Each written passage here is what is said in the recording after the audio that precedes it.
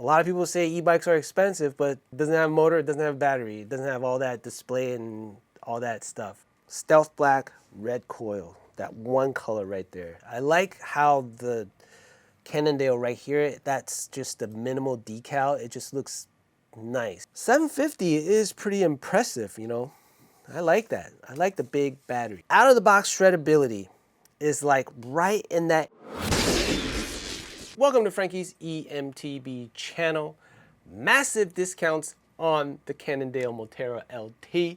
I'm sure many of you are here because of that 30% discount at REI. And because of your viewer request, we are going to do this in-depth spec versus pricing analysis to help you decide if this bike is a good buy at $5,250. I'm gonna try and take you through my mental process of how I approach a bike, its value, its components, rate them, and ultimately decide if it's a good buy or not. I'll also give you some suggestions of what I think a good price point would be. Also give you some suggestions of how to convert this bike into the ultimate electric mountain bike at the lowest cost possible. Before we begin, this is only spec and price analysis and not ride report or review. So before you head into the comments and say this is the stupidest video ever, it's a spec and review analysis. However, I am working on getting more ride reviews and ride time on as much bikes as possible,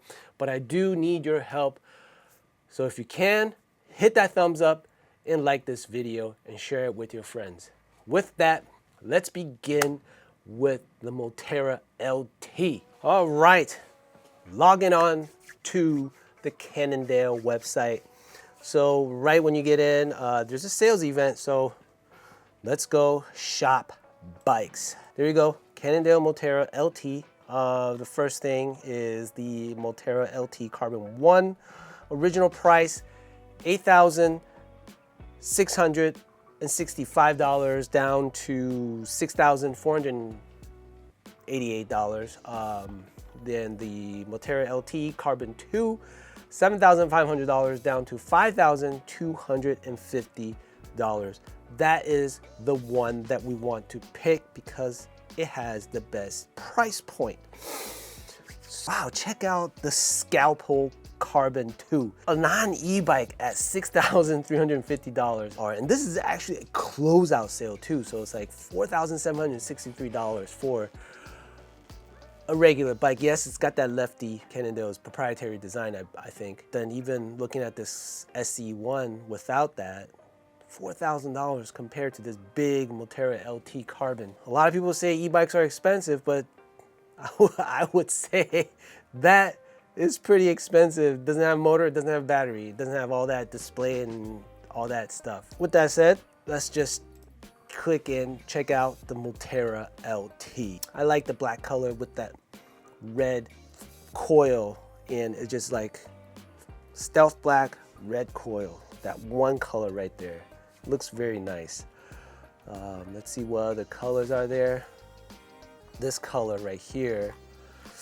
I'm not sure about this color. It's like a three-way color. It's kind of a little bit too much color for me. It's gonna be hard to match for anyone that's looking to match. But you know, if being bright is what you want, that cool mint color is probably what you'd be going for. This is that Gen 2. It has the bigger smart control on the left-hand side. It's not that big Perion display, which is like the Gen 1 everybody hates. It's so big. And this actually also has that kiosk display right in the center, which is pretty awesome. I mean, these are like, you know, expensive stuff when it was not on sale. You look through all the other guys who are using, you know, the same setup, they were expensive, they weren't cheap. Big, burly looking bike. I like how the Cannondale right here, that's just a minimal decal. It just looks nice, you know, not like the one on the Specialized Turbo Levo. The Turbo Levo experts and up, they have that little Specialized, that Levo logo up top, which I like. Cannondale's doing that too, which is pretty good. The comp ones, it has that big Specialized logo on the bottom. It's not bad, but it's just, I like that stealthy, minimal look. Scrolling down breaking boundaries with the new Bosch Performance CX line CX 750 watt-hour battery. Pretty big battery. I mean, that's not standard. Standard is like 630 watt-hour. This one, 750, so you know this is gonna be a heavier bike. And it is 170 millimeters up front and 165 millimeter in the rear. I noticed something from the looks of it. If you check out the front triangle, that is carbon. And if you check out the rear where the seat stay is, that is aluminum. So they got front carbon, rear aluminum. Not the worst, but you know it's gonna be on the heavier side. 750 is pretty impressive, you know. I like that. I like the big battery. I like to always check out the Geo first to see if there's anything out of the ordinary. I had a spec review on the Canyon Strive-On. That reach on a medium size had a 475 millimeter. It's a bit unusual. It feels like Canyon wanted you to ride in a specific way, or they wanted you to size down. So with that, let's look under basic geometry. Let's scroll down and find the geometry. By the way, this bike is on a mixed wheel size, 27.9, 27 rear, 29 front. Four things that I look at is reach, chainstay or the rear center, head tube angle, and the wheelbase. So reach is always a good indicator of size and how forward, how much you are in the attack position, or how upright you are, depending on the length.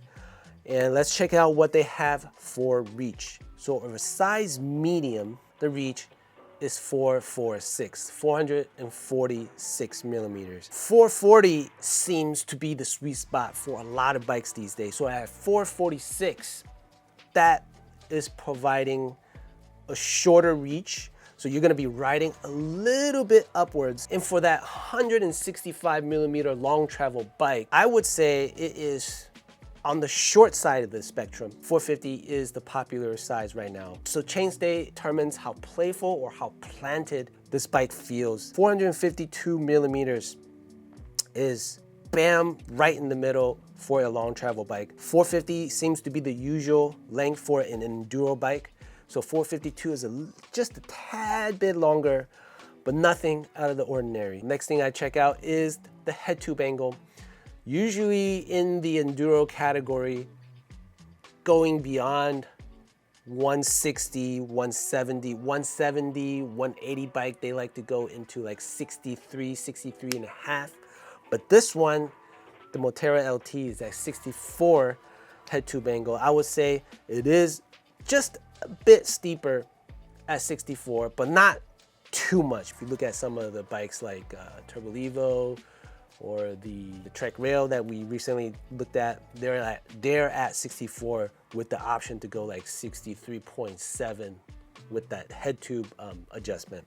So 64 is a little bit steep for a long travel bike, but nothing out of the ordinary. It is still capable. So wheelbase, 1,242 millimeters. Not what you expect from a 165 millimeter travel bike. It's not extremely long where it's hard. It's going to be hard for you to ride. So nothing out of the ordinary in terms of these four basic specs. Let's check out the components. Let's go back up. First thing, Moterra carbon frame front triangle, swing arm, 160 millimeter travel. So right there, it says 160 millimeter travel. I'm not sure if it's sometimes, I'm not sure if they screwed the specs. So on the highlights, it says 165. You know, it might be because of that carbon one is 165. Yes, the carbon one is 165. Yes, all right. So my mistake, the carbon one is 165 millimeter travel. And the carbon 2 is 160 millimeter. I wonder if that 165 millimeter on the carbon 1 versus the carbon 2, they have a different size linkages, because, you know, changing from 160 to 165, sometimes you need that different linkage. Who knows? I'm not sure if any of you guys out there know that they have a different linkage for between the carbon 1 and carbon 2. Comment down below, or if anyone that gets the carbon 2 can just upgrade or change the travel from 160 to 165 without issues. Also comment down below. Moving forward into the fork, we have a RockShox Zeb Select Charger RC, 170 millimeters of travel debonair. I think this RockShox Zeb for $5,250, I would give it a B+ because it does, with this RockShox Zeb Select, you have rebound and a bit of damper adjustments. I give this a B+ because the Zeb Select is upgradable to the Charger 3. You don't have to buy a brand new fork, you can just upgrade the dampers. But if we go back to the original price at $7,500, I would have given this fork a C-. I think at $7,500, we can equip this bike with that RockShox Zeb Select Plus. So moving on to the rear shocks, it is a RockShox Deluxe Select Plus coil. Pretty beefy shock. These shocks are great. If you ever ridden coil shocks feel extremely plush and they just feel really good. And as an intermediate rider, I love coil shocks. It just, you know, it gives you that more confidence. And at $5,250, I give these shocks a B+ rating. But if we were going back down to $7,500, I think at $7,500, we might want to see an Ultimate. So moving on to the drivetrain, it is a Shimano XT, shifters SLX, chain SLX, and the rear cog SLX. An XT derailleur SLX shifter combo, I give that an A. Shimano XTs are a good drivetrain setup. Naturally, I would give that an A. The brakes, MT5, 4-piston hydraulic discs. For the sale price at $5,000, I give this an A- and MT5. MT5's Magura brakes are really good. They bite really awesome. And if we were at the original price, I give it a B+ at that $7,500 range. So overall, great sets of brakes for this price. Moving on to the rims, it is a WTB ST I-30. Not too bad, $5,200, B+. Original price, $7,500, a C. Next is the tires. Assegai 29 2.6, DHR 2.6 in the rear, both EXO Plus casing. I would give, for a big enduro bike, I would give this in C because EXO Plus is just not gonna do it. I would prefer a double D in the rear and EXO Plus in the front, or just both on double Ds. So a C for this category. Out of the box shreddability is like right in that A-, B+ range. It's like right on that borderline. For those looking to push this bike's boundaries, to really send it, the Zeb Select will slow you down just a tad, but you have a great RockShox Deluxe Select Coil Plus. That is a great shock. Why I give it a B+, A-, because those two combinations, you're still able to go out there and send it and shred all the gnar, all that stuff. This deal at 30% off MSRP, $5,250 is actually pretty significant, especially with that 750 watt-hour battery and that Bosch motor CX 85 Nm of torque. I would say this discount is good enough to buy. To really push this bike into the A+ category, I would love to see this at an additional $300 off, putting this bike into $4,950. If you held on till now, if you're looking at REI and this bike is still sitting there towards the end of this year, I think it's possible that this bike will see $4,950. If you do hold on and you get this bike at that price, comment down below. At $4,950, I would give this an A+ and a definite buy. Even at $5,250 right now, I think it is a pretty good buy. So on to my component recommendations. An easy upgrade is heading over to the Gravity Cartel website, handlebars.